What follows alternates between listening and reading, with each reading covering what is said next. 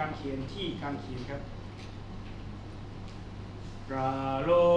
หิตของพระเยซูพระองค์ทนถูกอาปายจนในที่สุดพระองค์ต้องกายก่อเรือล้างบาปของข้าที่กางเข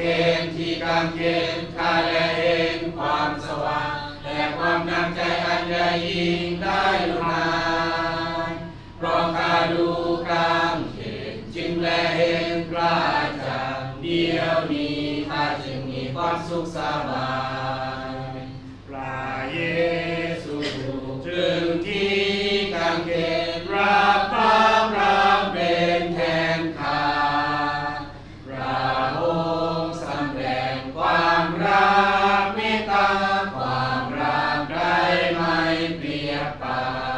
นที่กางเขนข้าได้เห็นความสว่างและความอันตรายใหญ่ยิ่งได้ลุหายเพราะข้าดูกางเขนจึงและเห็นพระจันทร์เดียวนี้ข้าจึงมีความสุขสบายพระองค์ทนทุกข์มากมายเหลือกี่ตัวข้าเป็นหนี้พระปรีข้าขอถวายทั้งกายและจิตไว้ใต้พระบาทพระเพทที่กางเขนข้าได้เห็นความสว่างและความน่าใจอันใหญ่ยิ่งได้ลุหา